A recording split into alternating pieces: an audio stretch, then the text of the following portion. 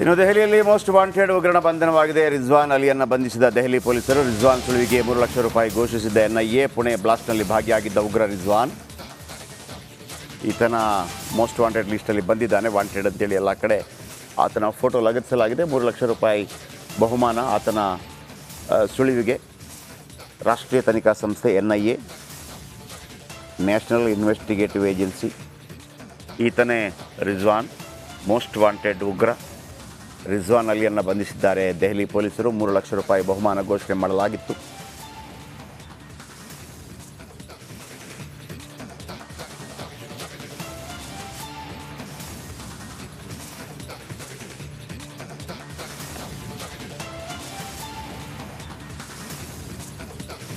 ಈ ವಾದ ಮಂಡನೆ ಮಾಡಬೇಕಾದ್ರಿಂದ ಅದನ್ನು ಪುಟಪ್ ಮಾಡೋದಕ್ಕೆ ಅವರು ಕಚೇರಿ ಸಿಬ್ಬಂದಿಗೆ ಆದೇಶ ಮಾಡಿದರೆ, ಸೊ ನಾಳೆ ಕಾಲಾವಕಾಶ ಕೊಟ್ಟಿದ್ದಾರೆ. ನಾಳೆ ನಮ್ಮ ವಕೀಲರು ವಿವರವಾಗಿ ವಾದ ಮಂಡನೆ ಮಾಡ್ತಾರೆ.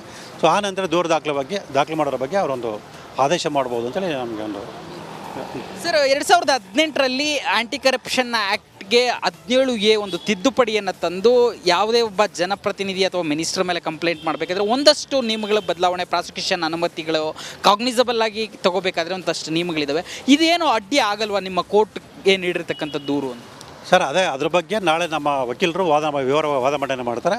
ಸೊ ಆ ನಂತರದಲ್ಲಿ ಮುಂದಿನ ಕಾನೂನು ಕ್ರಮಗಳಾಗುತ್ತೆ. ಅದು ವಿಡಿಯೋ ಜರ್ನಲಿಸ್ಟ್ ಮಹೇಶ್ ಜೊತೆ ನಾಗರಾಜ್ ಬಿ ಚಂದ್ರ, ರಿಪಬ್ಲಿಕ್ ಟಿವಿ ಕನ್ನಡ, ಬೆಂಗಳೂರು.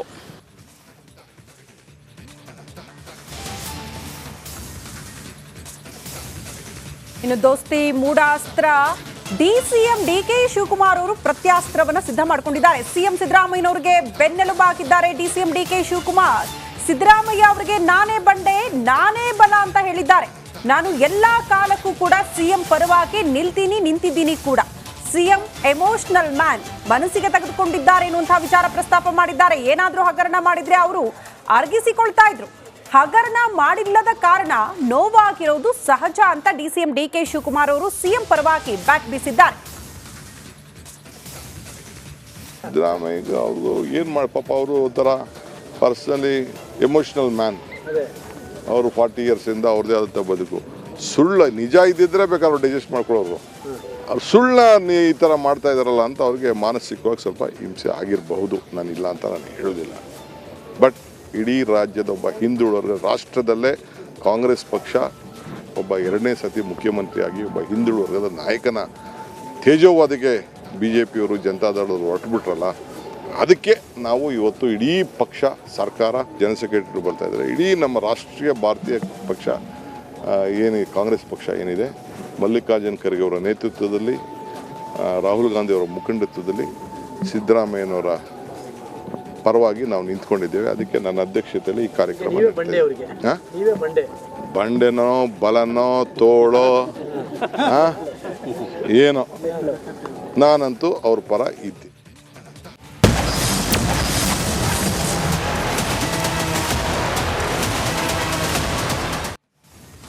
ಇನ್ನು ಮೈತ್ರಿ ಪಾದಯಾತ್ರೆಯಿಂದ ರೆಬೆಲ್ ಲೇಡಿ ದೂರ ಇದ್ದಿದ್ದಾರೆ. ಇಂತಾದರೂ ಅಂತಿಮ ಯಾತ್ರೆಯಲ್ಲಿ ಭಾಗಿಯಾಗ್ತಾರಾ? ಮೈಸೂರು ಚಲೋಗೆ ಇಂದು ಬರ್ತಾರಾ ಸುಮಲತಾ? ಕಳೆದ 6 ದಿನಗಳಿಂದ ಪಾದಯಾತ್ರೆಯಿಂದ ದೂರ ಇದ್ದಾರೆ. ಸ್ವಕ್ಷೇತ್ರ ಮಂಡ್ಯದಲ್ಲಿ ಪಾದಯಾತ್ರೆ ಸಾಗಿದ್ರು ಗೈರು. ಭಾರೀ ಚರ್ಚೆಗೆ ಕಾರಣವಾದ ಸುಮಲತಾ ನಡೆ. ಬಿಜೆಪಿಯಿಂದಲೇ ಸೈಡ್ಲೈನ್ ಆಗ್ತಾ ಇದ್ದಾರಾ ಮಾಜಿ ಸಂಸದೆ? ಇಲ್ಲ ರಾಜಕೀಯದಿಂದಲೇ ಅಂತರ ಕಾಯ್ದುಕೊಂಡ್ರಾ ಸಂಸದೆ?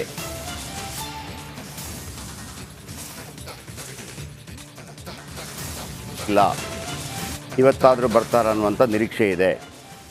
ಸೈಡ್ಲೈನ್ ಮಾಡ್ತಾ ಇದ್ದಾರೆ. ಸೈಡ್ಲೈನ್ ಆದ್ರೆ ಗೊತ್ತಿಲ್ಲ.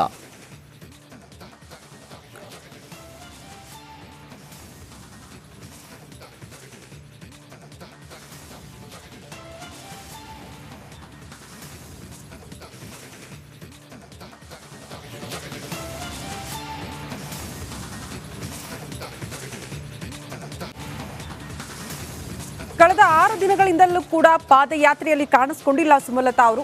ಯಾಕೆ ಅಂತರ ಕಾಯ್ದುಕೊಂಡ್ರು ಅನ್ನೋದು ಬಹಳ ಕುತೂಹಲಕ್ಕೆ ಕಾರಣ ಆಗಿದೆ. ಬಟ್ ಇವತ್ತು ಭಾಗಿಯಾಗ್ತಾರಾ ಅನ್ನುವಂಥ ನಿರೀಕ್ಷೆ, ಬಟ್ ಅದು ಕೂಡ ಡೌಟ್ ಅಂತ ಹೇಳಲಾಗ್ತಾ ಇದೆ ಅವರ ಆಪ್ತ ಮೂಲಗಳಿಂದ.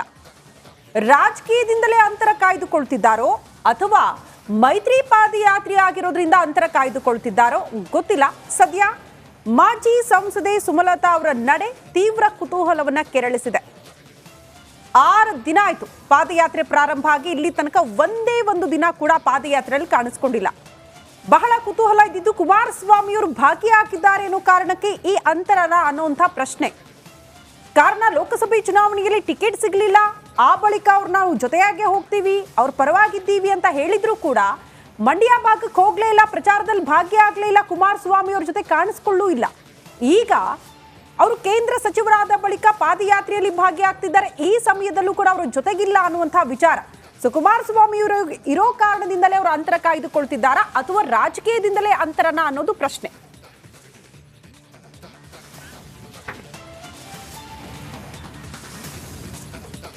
ಇದು PSI ಪರಶುರಾಮ್ ಸಾವಿಗೆ ಸಂಬಂಧಪಟ್ಟಂತಹ ಸ್ಫೋಟಕ ಸುದ್ದಿ.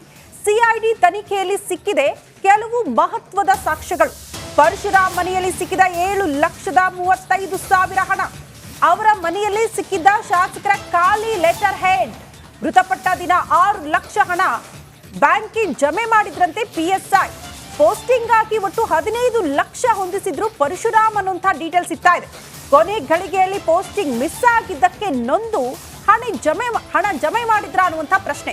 ಉಳಿದ 65,000 ಹಣ ಪತ್ನಿ ಹೆರಿಗೆಗೆ ಕೊಟ್ಟು ಕಳಿಸಿದ್ರಂತೆ ಅವರನ್ನ.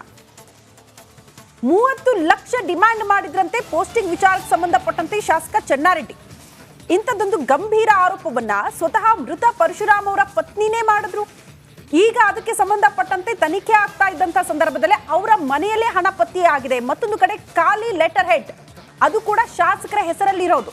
ಹಾಗಾಗಿ ಹಲವು ಅನುಮಾನಗಳಿಗೆ ಕಾರಣ ಆಗಿದೆ ಈ ಎಲ್ಲ ಬೆಳವಣಿಗೆ. ಈ ಬಗ್ಗೆ ಮತ್ತಷ್ಟು ಡೀಟೇಲ್ಸ್ ಅನ್ನ ಕೊಡ್ತಾ ಹೋಗ್ತಾರೆ ನಮ್ಮ ಪ್ರತಿನಿಧಿ ನಾಗರಾಜ್ ದೂರವಾಣಿ ಸಂಪರ್ಕದಲ್ಲಿ. ನಾಗರಾಜ್, ಸದ್ಯ PSI ಪರಶುರಾಮ್ ಅವರ ಸಾವಿಗೆ ಸಂಬಂಧಪಟ್ಟಂತೆ ಆಗ್ತಾ ಇರುವಂತಹ ಬೆಳವಣಿಗೆ. ಶ್ರುತಿ, ಯಾದಗಿರಿ PSI ಪರಶುರಾಮ್ ಸಾವು ಪ್ರಕರಣಕ್ಕೆ ಸಂಬಂಧಪಟ್ಟಂತೆ ಯಾದಗಿರಿಯಲ್ಲೇ ಬೀಡು ಬಿಟ್ಟು ಕಳೆದ 4 ದಿನಗಳಿಂದ CID ಅಧಿಕಾರಿಗಳು ತೀವ್ರ ತಪಾಸಣೆಯನ್ನು ಸಹ ನಡೆಸ್ತಾ ಇರುವಂತದ್ದು. ಅಂತಂದ್ರೆ ನಿನ್ನೆ ಒಂದು ಸ್ಥಳ ಮಹಾಜರನ್ನ ನಡೆಸಿದ್ರು. ಈ ಸ್ಥಳ ಮಹಾಜರು ಸಂದರ್ಭದಲ್ಲಿ PSI ಪರಶುರಾಮ್ ಮನೆಯಲ್ಲಿರುವಂತಹ ಕೆಲವೊಂದಿಷ್ಟು ದಾಖಲೆ ಮತ್ತು ಸಾಕ್ಷ್ಯಗಳು ಸಹ CID ಕೈ ಸೇರಿರುವಂತದ್ದು. ಅಂತಂದ್ರೆ ಪರಶುರಾಮ್ ಈ ಒಂದು ಪೋಸ್ಟಿಂಗ್ ಗೆ ಸಂಬಂಧಪಟ್ಟಂತೆ 15 ಲಕ್ಷ ರೂಪಾಯಿ ಹಣವನ್ನ ಹೊಂದಿಸಿದ್ರು. ಆದ್ರೆ ಈ ಒಂದು ಕೊನೆ ಗಳಿಗೆಯಲ್ಲಿ ಪೋಸ್ಟಿಂಗ್ ಅವರಿಗೆ ಮಿಸ್ ಆಗಿರೋ ಕಾರಣಕ್ಕಾಗಿ ಕಾನೂನು ಯಾದಗಿರಿ ನಗರದ ಕಾನೂನು ಸುವ್ಯವಸ್ಥೆ PSI ಗಾಗಿ ಒಂದು ಹಣವನ್ನು ಹೊಂದಾಣಿಕೆ ಮಾಡಿದ್ರು. ಆದ್ರೆ PSI ಮಿಸ್ ಆಗಿ ಅವನಿಗೆ CN ಠಾಣೆಗೆ ವರ್ಗಾವಣೆ ಆದ ಕಾರಣಕ್ಕಾಗಿ ಅವತ್ತು ಸಾಯುವ ದಿನ ಅಂತಂದ್ರೆ ಮಧ್ಯಾಹ್ನ 1 ಗಂಟೆಗೆ ಹೋಗಿ ಎಸ್ ಬ್ಯಾಂಕ್ ನಲ್ಲಿ ಒಂದು 6 ಲಕ್ಷ ಹಣವನ್ನ ಬ್ಯಾಂಕ್ಗೆ ಜಮಾ ಮಾಡ್ತಾರೆ. ಅದಾದ ಬಳಿಕ ಮನೆಯಲ್ಲಿರುವಂತಹ 65,000 ಹಣವನ್ನ ಪತ್ನಿಗೆ ಹೆರಿಗೆಗೆ ಕೊಟ್ಟು ಪತ್ನಿಯನ್ನ ತವರು ಮನೆ ರಾಯಚೂರಿಗೆ ಕಳಿಸ್ತಾರೆ. ಅದಾದ ಬಳಿಕ ಈ ಮನೆಯಲ್ಲಿರುವಂತಹ 7,35,000 ಹಣ CID ಕೈಗೆ ನಿನ್ನೆ ಸಿಕ್ಕಿರುವಂತದ್ದು. ಅದ್ರ ಜೊತೆಗೆ ಶಾಸಕ ಚೆನ್ನಾರೆಡ್ಡಿ ಪಾಟೀಲ್ ತುನ್ನೂರು ಅವರು ಕೊಟ್ಟಿರುವಂತಹ ಖಾಲಿ ಲೆಟರ್ ಹೆಡ್ ಸಹ ಈಗ CID ಕೈಗೆ ಸಿಕ್ಕಿರುವಂತದ್ದು. ಈ ಎಲ್ಲ ಸಾಕ್ಷ್ಯಗಳನ್ನ ನಿನ್ನೆ CID ಅಧಿಕಾರಿಗಳು ತಮ್ಮ ವಶಕ್ಕೆ ಪಡೆದುಕೊಂಡು ಮುಂದಿನ ವಿಚಾರಣೆಗಾಗಿ ತೆರಳಿದ್ದಾರೆ. ಅದ್ರ ಜೊತೆಗೆ ಈ ಒಂದು ಮನೆಯಲ್ಲಿರುವಂತಹ